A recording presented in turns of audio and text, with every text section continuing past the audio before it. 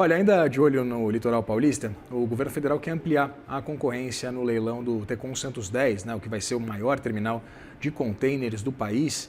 Essa estratégia envolve mudanças nas regras do edital para permitir uma maior participação dos investidores nacionais e também de olho no capital estrangeiro. A gente conversa sobre esses desafios e próximos passos com ela, Isadora Cohen, nossa colunista aqui do CNN Infra, que está comigo aqui no estúdio. Isadora, seja muito bem-vinda e boa tarde. Obrigada, Irajá. É sempre um prazer estar com você e com os nossos telespectadores aqui do Money. Prazer é todo nosso. Isadora, eu queria começar perguntando exatamente qual que é a urgência do leilão do Tecon Santos 10 e exatamente quais são esses entraves que atrapalham esse processo. Bom, vamos lá. O Tecon 10 é um investimento muito aguardado, mas ele não é só uma expansão, Irajá. A gente está falando aqui sobre sobrevivência no comércio, internacional e nacional. Então, o Tecon 10, ele promete, inclusive, quando realizado, elevar a nossa posição, que hoje a gente ocupa no ranking de 45º para 15º no comércio como um todo. Então, como eu disse, isso é uma questão de... 45 para 15? Pois é, 45 para 15. Essa é a relevância do que a gente está tratando aqui. E, Irajá, esse era um leilão que estava muito esperado para, inclusive, acontecer em março desse ano, mas com a saída do ministro e com essa discussão que a gente vai comentar aqui, uma das últimas declarações do ministro Silvio Costa foi justamente dizendo que possivelmente esse leilão vai ficar para dezembro desse ano. Então, isso custa bastante para os nossos cofres. A gente está falando de estudos que mostram que hoje, em função de diversos desafios logísticos que a gente já enfrenta e de um estrangulamento da infraestrutura, isso já nos custa cerca de 20 bilhões de dólares anualmente. E a Autoridade Portuária de Santos já deixou de arrecadar, inclusive, 1 bilhão, segundo estudos bastante recentes sobre esse tema. Então, postergar esse leilão nos custa muito. Essa é a magnitude do que a gente está tratando aqui, Irajá. E o que está atravancando essa perspectiva? Você mencionou que o ministro Silvio Costa Filho agora previa esse leilão entre novembro e dezembro, estava previsto para o primeiro semestre do ano, A gente conversou muito sobre isso aqui no CNN Money. Eu queria entender o que está segurando esse leilão. Pois é, até na retrospectiva que nós fizemos de 2025, e as perspectivas de 2026, a gente comentou bastante sobre o Tecon 10, com a tentativa de dizer, bom, vamos em frente com isso porque é muito grande, é muito grandioso. O que está atravancando?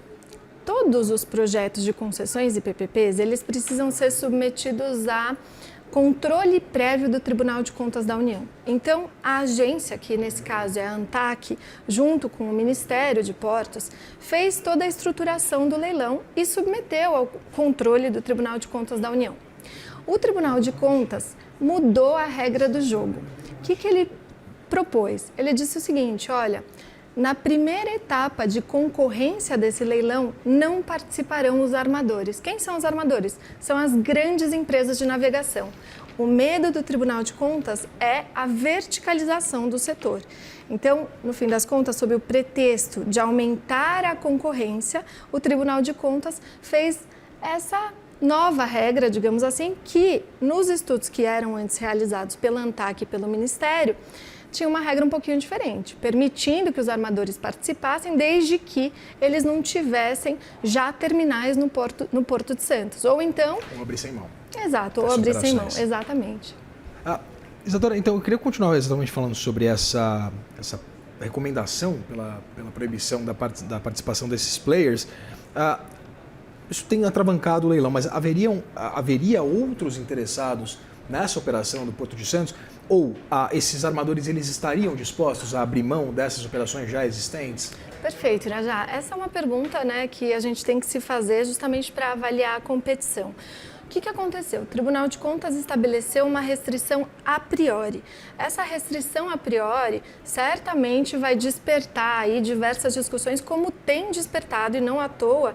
A gente está vendo a postergação desse leilão que deveria ser realizado agora no primeiro semestre de 2026 e que potencialmente será realizado no fim de 2026. Vamos só lembrar uma coisa aqui, Irajá. O Porto, ele tem uma data que é assim, a data, digamos, cabalística para esse terminal e a necessidade dessa infraestrutura. 2028, a gente tem uma projeção que mostra que o porto não suportará as operações que já são realizadas. Então, se esse leilão for realizado em dezembro de 2026, possivelmente a gente vai ter um 2027 muito emocionante, porque vão ser necessários todos os investimentos que precisam ser realizados para que a gente não tenha uma capacidade estrangulada em 2028. O que são esses investimentos? A gente está falando de mais de 6 bilhões de reais em investimento no TECON 10. A gente falou sobre a magnitude desse projeto e agora a gente está colocando números nisso. Pois então, quando a gente tem essa importância de investimentos que devem ser realizados, uma das principais preocupações, e você sabe disso, né, Irajá, é o financiamento, né? Como que acontece no mundo inteiro? Faz sentido a preocupação com a verticalização? Faz sentido. Ao mesmo tempo, quando a gente analisa portos importantes no mundo inteiro, como é o caso de Roterdã, como é o caso de Hamburgo, Xangai, a gente vê que a verticalização muitas vezes é a regra. Para você fazer investimentos dessa magnitude, você precisa ter certeza da demanda, porque isso viabiliza o financiamento. A demanda, quando você está falando de empresas que têm a parte de navegação, né, ela é basicamente garantida. Então, isso, de alguma forma, propicia que, se os armadores puderem participar e se eventualmente eles forem os vencedores do leilão, propicia que eles tenham o financiamento desses 6 bilhões de reais, talvez mais facilmente. Previsibilidade pura, né? Previsibilidade pura, você tem toda a razão. Agora, é legítimo também a preocupação do Tribunal de Contas da União de falar, bom, mas essas empresas que detêm as embarcações e que detêm a carga, né, porque elas movimentam essa carga, elas não vão privilegiar a própria carga se elas operarem os terminais? E aí vai nessa esteira do que eu te falei. O que a gente vê no mundo e nos grandes portos, inclusive, e a gente está falando aqui sobre sobrevivência comercial em âmbito global, e o que a gente vê no mundo é que outros portos de magnitude comparável fazem a regra, sim, da verticalização, permitindo que empresas que detêm toda a parte de mar possam também fazer o desdobramento da carga no terminal para que ela seja depois importada ou exportada. Agora, tem mais uma questão que eu acho importante. A gente comentou sobre o financiamento, né, e sobre a necessidade de investimento, e você bem colocou. A gente precisa ter previsibilidade para que isso seja verdade. Aí tem mais 3 questões que são laterais, mas são importantes também, porque a gente está analisando um investimento muito estratégico. Uma delas é a outorga. Você sabe, né, Irajá, que essa competição ela é por maior valor de outorga, ou seja, aquele que apresentar, que oferecer para o governo o maior valor pelo terminal vai ser o vencedor. Quando a gente estabelece essa restrição a priori, a gente pode deixar na mesa uma oportunidade de ter a maior outorga, né? Então, esse é um desdobramento importante que a gente tem que levar em consideração. Essa outorga, inclusive, ela pode ser investida em portos de outra magnitude, Brasil afora, e no setor, para permitir, inclusive, que o Brasil seja mais concorrente frente a outros portos que também são potenciais de investimento, inclusive, por essas empresas armadoras. E os outros 2 pontos dizem respeito a regras concorrenciais que possam ser estabelecidas. Então, a gente estava falando, o Tribunal de Contas legitimamente fala, olha, mas será que elas não vão priorizar a própria carga e a própria embarcação? Isso pode ser remediado a partir da percepção de que nós temos uma agência reguladora, que é a ANTAQ, que pode criar regras a posteriori ou até no mesmo edital, dizendo que devem ter cotas para outras empresas, né, e não só para a carga própria. E a outra questão é de uma potencial judicialização. Então, a gente hoje está num estágio em que a gente tem essa restrição imposta pelo Tribunal de Contas da União. Ela é uma restrição que opera antes de a concorrência se realizar.